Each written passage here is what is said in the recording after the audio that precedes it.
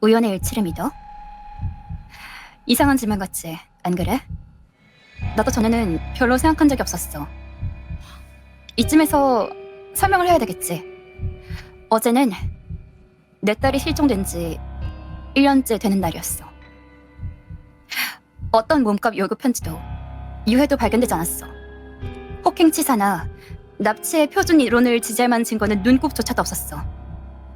그녀가 없어졌다는 사실을 제외하고는 모든 상황이 너무 기이하게도 깨끗했어. 14살. 내 딸은 어떤 흔적도 없이 사라졌지. 딸 이름은 에밀리였지.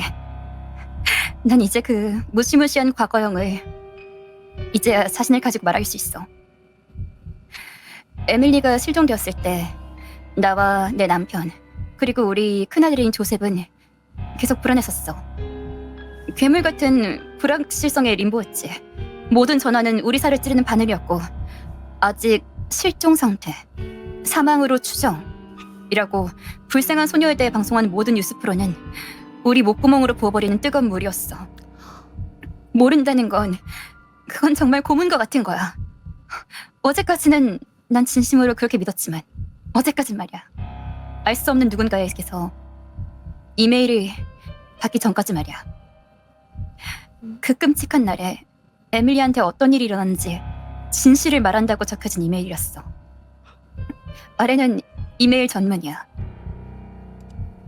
제목: 내가 한 짓에 대한 사죄. 응? 스탠필드 부인, 안녕하십니까? 신원은 밝히지 않겠어요. 그게 중요한 게 아니니까요. 중요한 건 내가 무슨 일을 저질렀는지, 내가 얼마나 사죄를 드리고 싶은지입니다. 간략하고 진실되게 쓰겠습니다. 에밀리는 죽었어요. 내가 죽였죠. 그 아이의 죽음이 지체없고 자비롭다고 정말 말하고 싶네요. 하지만 아니었습니다. 그 애는 천천히 그리고 지독하게 죽었어요. 난 에밀리를 정말 오랫동안 사랑하고 있습니다. 아마 부적절하다고 부를 만한 사랑이요. 가장 힘든 사실은 그녀가 절대 날 사랑하지 않는다는 것을 안다는 것입니다. 적어도 내가 그녀를 사랑하는 방식으로는 아니겠죠. 하지만 이건 제가 시도를 해보지 않아서 그러는 게 아닙니다. 전에 몇 번이나 해봤죠. 정말 바보 같은 시도였답니다. 그녀는 제 애정에 반응하지 않았어요. 그녀는 절 혐오했어요. 그리고 그건 절 소심하고 화가 나게 만들었습니다. 그래도 전 그녀가 저에게 그런 말을 직접 하지 않았다는 사실에 감사하고 있습니다.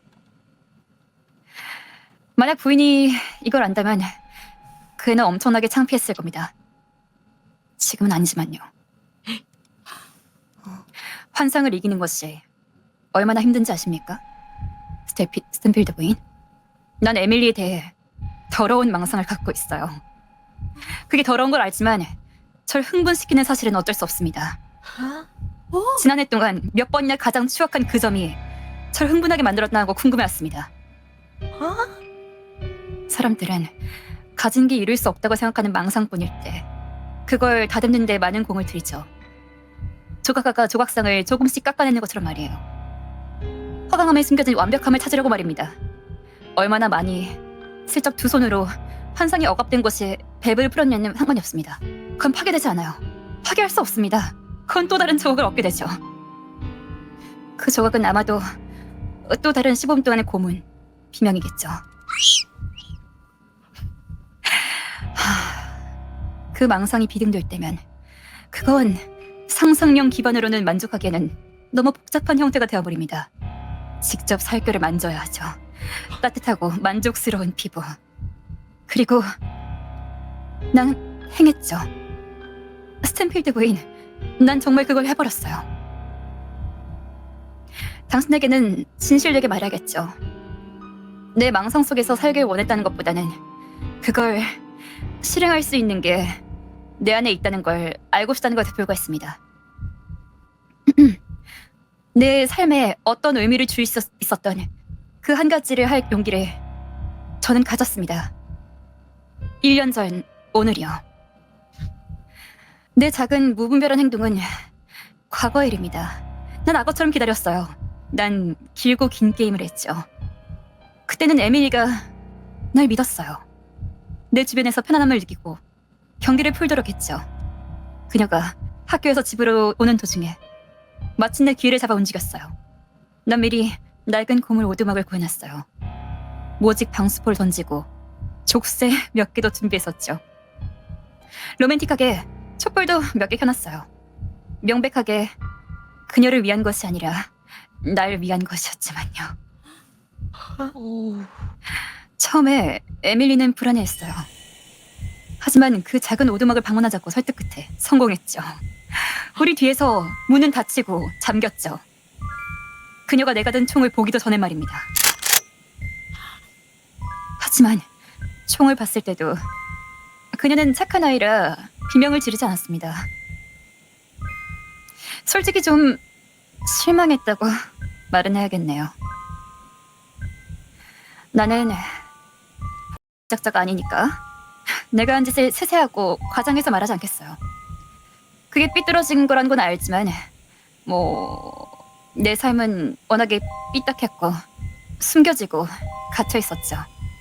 에밀리는 그 삐딱한 인생의 유일한 배출구였습니다. 가끔은 내가 그녀를 사랑한 이유가 그녀가 그저 편리해서 내 가까이에 있어서가 아닌지 의문을 품었습니다. 난 망치와 칼, 펜치 한 자루씩 그리고 전동 드릴을 사용했습니다. 내가 예상했던 것보다 더 엉망이고 더 많은 피가 흘렸고 더 많은 다른 것들이 나왔죠. 그녀가 마침내 죽을 때까지 대체로 몇 시간이 걸렸어요. 그건 감탄할 만했습니다. 그녀는 지금까지 절대 나를 즐겁게 해준 적이 없었으니까요. 에밀리는 정말 강한 소녀였습니다. 자랑스러워하실만 하세요, 스탠필드 부인. 하나 말하자면 제 자존심을 걸고 그녀가 죽기 전까지는 범하지 않았다고 묘사하고 싶습니다. 차마 그걸 하는 동안 그녀의 눈이 날 쳐다본다는 사실이 그 선을 넘을 수가 없더군요. 그 생각은 절 엮었게 했습니다. 내가 알고 있는 그녀는 처녀로 죽었어요. 헐. 일단 제가 그녀를 끝내자 그 희열은 꺼졌습니다. 내가 무슨 끔찍한 짓을 한지 분명해졌죠.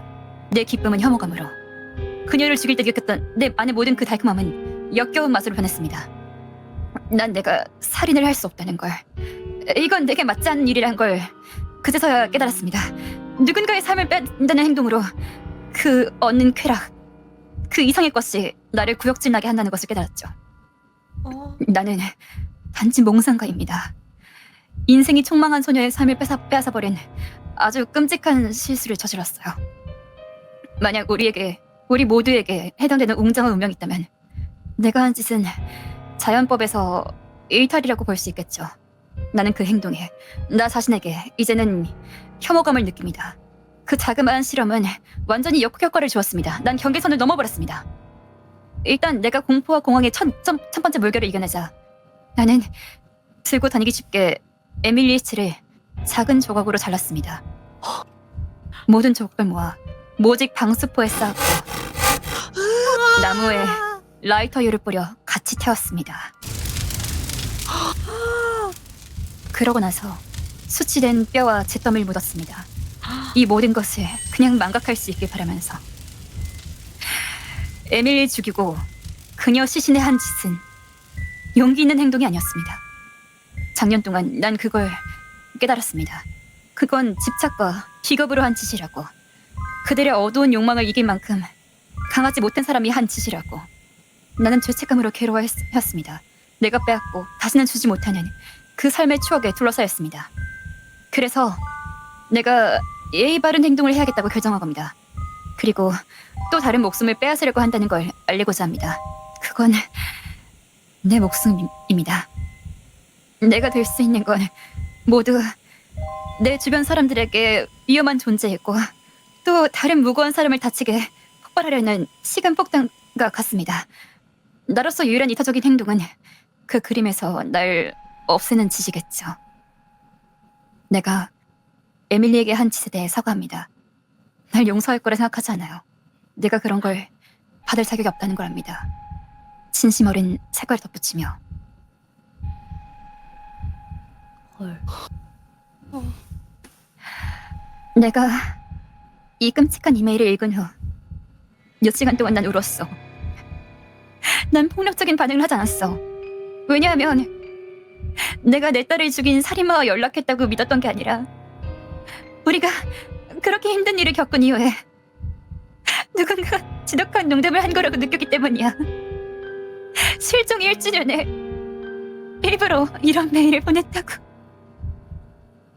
난 이걸 남편이나 아들에게 보이지 않았어. 보여줄 수가 없었어. 단지 나 혼자 십자가를 지고 그이와 내 아이를 위해 태어난 척했어. 그 기념일이 우리 모두에게 힘든 것을 아니까. 난 그 이메일을 쓴 괴물 같은 인간이 우리 가족을 찢어버리겠다 할 수 없었어. 그런데 아침에 조셉의 방에서 어마어마하게 두 번의 쾅 소리가 났어.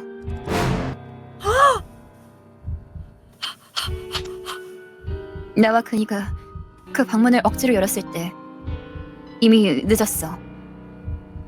아들은 어떻게 해서인지 총을 손에 넣고 두 발을 쏜 거였던 거야. 한 발은 노트북에, 다른 한 발은 이마를 향해서 말이지.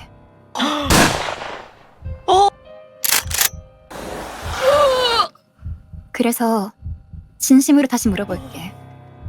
우연의 일치를 믿어?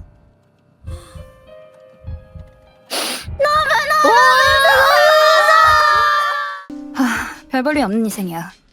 하고 싶은 것도 없는데 나이는 먹을 만큼 먹었고 부모랑은 싸워서 홧김에 독립했지. 유일한 취미라고 할 수 있는 괴기 소설이나 읽으며 써가고 있었어. 친구도 한 명 없이. 정확히는 내가 친구라고 생각하는 사람 말이야. 이웃에 괴짜가 있어. 동갑에 같은 소설 매니아라고 친하게 구는 사람인데 자기가 사장님 아들이라며 매사에 재수없게 굴지. 걔가 걔네 아버지가 하는 작은 마트에서 주기적으로 통조림만 안 갖다 줬어도 상대도 안 했을 거야 아마. 맛있겠다. 아니나 다를까 그날도 소시지 통조림을 가져와 먹으면서 자랑 얘기를 늘어놓더군.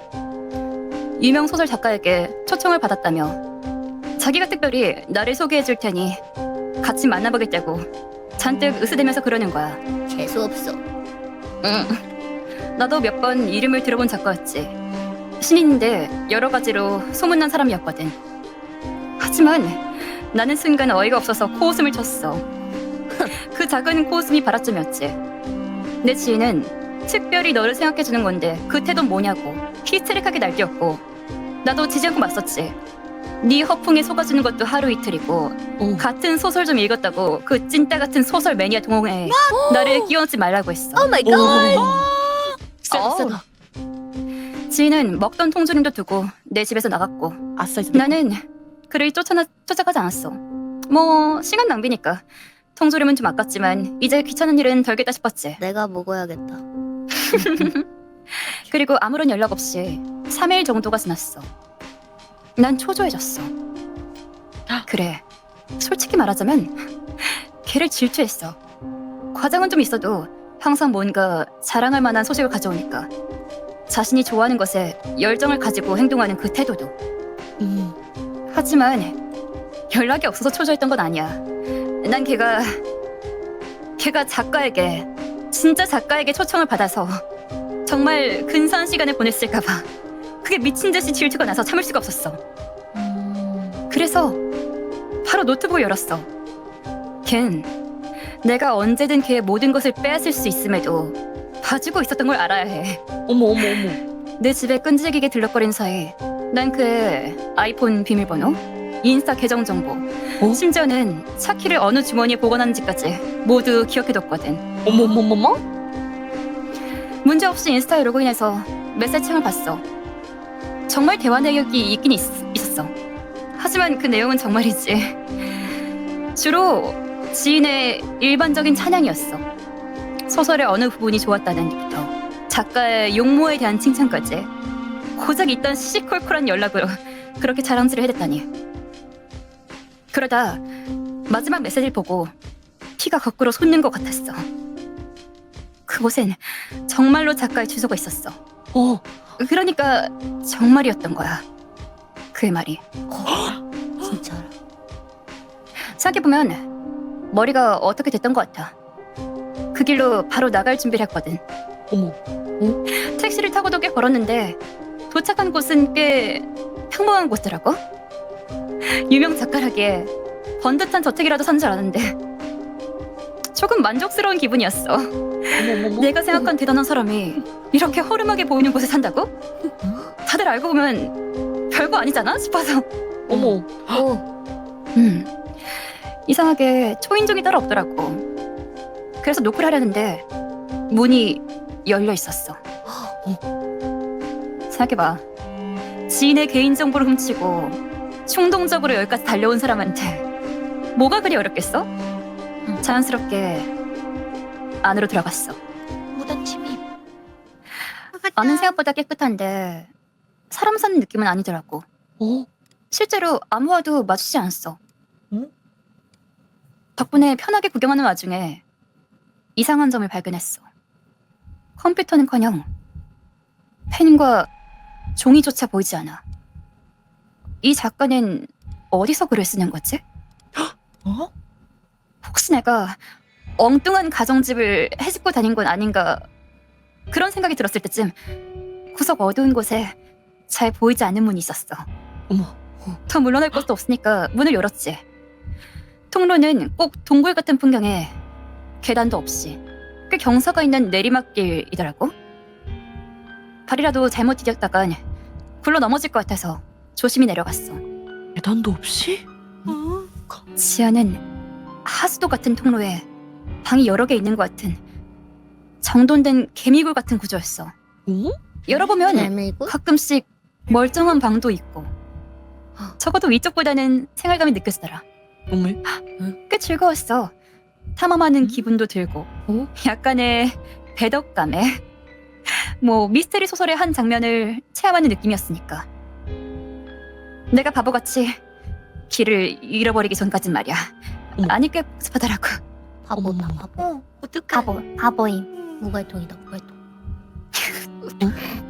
무갈통. 다리가 아파올 때쯤 내 뒤에 인기척이 느껴졌어. 순간 내 모든 게 멈췄어. 머리가 뭘 먼저 처리해야 좋을지 고민하는 것처럼. 어머. 멋대로 들어온 걸 들켜서 사과를 해야 하나? 아니면 길을 잃은 걸 도움을 청할 수 있으니 안심해야 할까? 그것도 아니라면 이 어둡고 이상한 냄새가 나는 지하에서 누군가와 마주친 것에 두려워해야 하나? 정체를 확인하려 천천히 뒤로 돌았어. 아마 내 생각에 가장 후자가 맞았던 것 같아. 가자마자. 어두운 공간이었지만 확실히 알아볼 수 있어. 머리 가죽은 벗겨져 있고 어머. 얼굴은 녹아내려 흉측한 꼴에 어? 입술을 도르는 듯이 잇몸, 부러진 이들, 어머. 그리고 그 사이로 혀가 잘려서 텅 비어버린 입안. 게다가 철조망 같은 걸로 꽉 묶인 흔적이 목, 몸통, 팔, 다리에까지 보였어. 내가 그것을 그렇게 확인했듯 그것도 나를 확인했는지.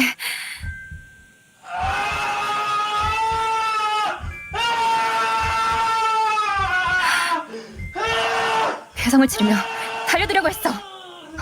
이렇게 되면 다리가 아픈 건 이미 기억이 없었어. 그저 살려고 뛰고 또 뛰었어. 도망칠수록 더 깊이 들어간 느낌이 들었지만 멈출 수 없었어. 그러다 들어간 불이 켜진 방에서 난 미끄러졌어. 어머. 젠장, 바닥에 물이 흥건했거든. 아, 끝났어. 완전히. 오늘 있었던 모든 일을 후회했어. 내 인생을 후회하고 헨리, 그 자식을 원망했지. 마지막까지. 너만 아니었어도 이렇게 되지 않았을 텐데. 그런데 그 괴물은 나를 해치지 않았어. 정확히는 나 말고 다른 것을 보고 있었어. 내 앞에 있는 물웅덩이. 그것을 그냥 빤히 바라보고 있었어. 마치 프랑켄슈타인의 괴물이 처음 제대로 자신을 봤을 때 딱 그런 느낌이었어. 방에 불빛 아래서 제대로 보니 이제 보이더군. 이곳이 주방이라는 것과 괴물의 정체를 말이야. 흙으로 더러워진 특징적인 빨간 코트, 피와 오물로 덮인 하얀 구두. 그래, 인터뷰에서 봤던 그 작가의 모습이었어. 작가? 어? 어메. 그 친구가 초청받았다던 그 작가. 아니 왜 그런 모습으로? 작가는 마치 나를 쫓아올 의지를 잃은 것처럼 보였어. 한참이나 무릉덩이를 보고 있었지. 그리고는 몸을 일으켜 천천히 주변을 살피고는 시카를 들었어. 그럼 그렇지. 작가는 날 포기한 게 아니야. 생각한 거지. 떠올려낸 거야. 자신이 어떤 사람인지를, 나라는 침입자의 존재를 제대로 생각하고 인식하고 판단한 거였어. 다시 추격전이 시작되었어. 바뀐 게 있다면 이제 작가는 확실히 나를 죽일 의도가 있다는 거였지. 그래서 그런 건지 아까처럼 불필요하게 괴성을 지르지도 않았는데 그게 더 무서웠어. 침까지 흘리며 다리가 부서질 때까지 달렸지. 몇 번이고 같은 곳을 돌았어. 그러다 보니 익숙한 오르막길이 보였어. 그래, 그렇게 조심해서 내려갔던 그 길, 밖으로 나갈 수 있는. 이쯤에서 반전을 원하겠지. 내가 발을 헛디뎌서 떨어지길 바랄 거야, 너는. 그래야 이야기가 계속 흥미진진하니까. 아니에요. 도망가. 아니야. 내가 다행히도 그대로 나왔어. 아, 작가는 오르막길까지는 따라올 체력이 없는 건지 그대로 날 놓아줬고, 그 뒤로는 어떻게 집까지 돌아왔는지 기억이 안 나. 집에 오고 나서는 문을 잠그고 이불 속에서 나가지 않았어. 헨리가 놓고 간 통조림들을 먹으며 버텼지. 지금 생각하면 의문점이 많지만 난 탐정이 아니야. 열등감에 찌든 겁쟁이지. 이제 와선 생각해. 그래, 헨리의 원망을 할 게 아니야. 내 숨길 수 없는 열등감이 결국 날 되게 한 거라고. 고치기 어려울 건 알지만 무엇이든 시작이 어려운 거 아니겠어? 내가 이 트라우마에서 벗어나고 그러고 나면 더 나은 사람이 되겠지. 이걸 보고 있는 사람이 있다면 당신은 나같이 무거운 대가를 지불하지 않고도 이걸 깨달을 수 있기를. 그리고 며칠 후에 이 사람이 문자를 하나 보냈대.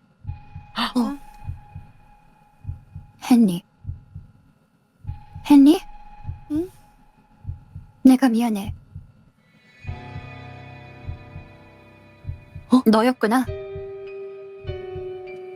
그렇지? 생각해보면 다 이상했어.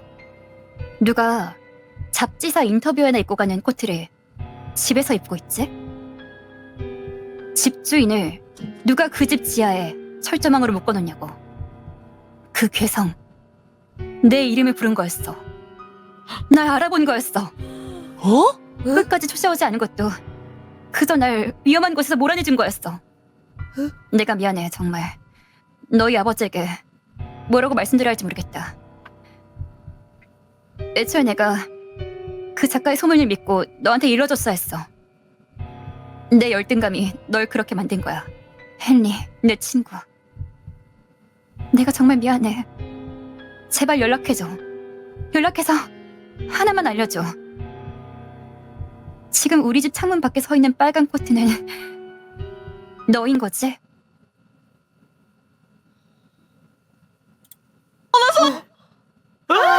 너무너무 무섭다. 너무너무 무서워.